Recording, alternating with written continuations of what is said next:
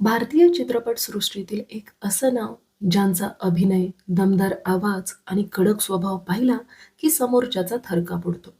होय, आपण बोलतोय ज्येष्ठ अभिनेते नाना पाटेकर यांच्याबद्दल.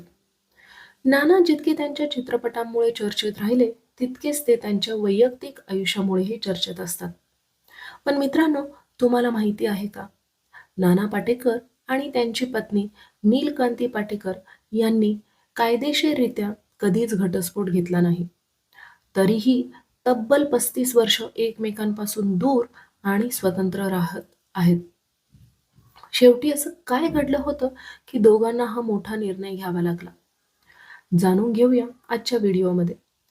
टीव्ही मसालामध्ये तुम्हा सर्वांचं स्वागत आहे.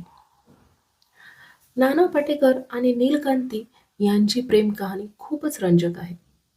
या दोघांची पहिली भेट झाली ती थिएटरमध्ये, म्हणजेच नाटकाच्या दरम्यान. नाटकाच्या माध्यमातून दोघांची ओळख झाली, मैत्री झाली आणि हळूहळू या मैत्रीचे रूपांतर प्रेमात झाले.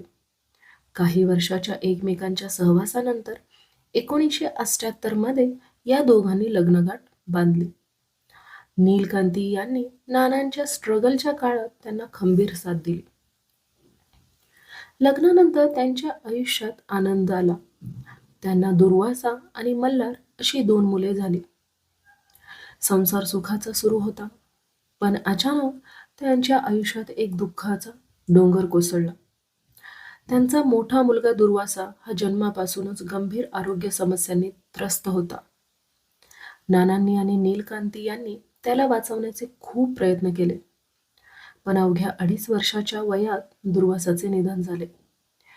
या घटनेने नाना आणि नीलकांती यांना आतून पूर्णपणे तोडून टाकले होते. हा मानसिक धक्का सहन करणे दोघांसाठी खूप कठीण होते. या दुःखद घटनेनंतर आणि काळाच्या ओघात दोघांच्या नात्यात काही बदल होऊ लागले. नाना आणि नीलकांती यांनी आजपर्यंत कधीही अधिकृतपणे घटस्फोट घेतलेला नाही. तरीही गेली 3.5 दशके वेगवेगळे राहत आहेत. काही काळापूर्वी दिलेल्या एका मुलाखतीत स्वतः नाना यांनी यामागचं खरं कारण स्पष्ट केलं होतं. नानांच्या मते त्या दोघांच्या स्वभावात आणि विचारसरणीत खूप मोठा फरक होता.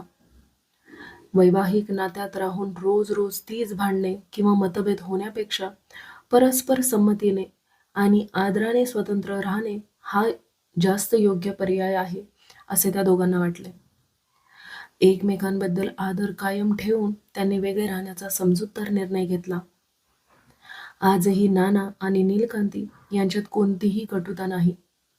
ते कौटुंबिक कार्यक्रमात एकत्र येतात आणि आपल्या मुलाच्या म्हणजेच मल्हारच्या पाठीशी खंबीरपणे उभे राहतात.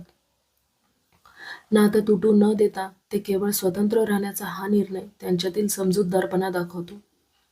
मित्रांनो, नाना पाटेकर यांच्या या निर्णयाबद्दल तुम्हाला काय वाटते? आम्हाला खाली कमेंट करून नक्की सांगा. व्हिडिओ आवडला असेल तर लाईक करा, शेअर करा, सबस्क्राईब करा. तर मित्रांनो, धन्यवाद.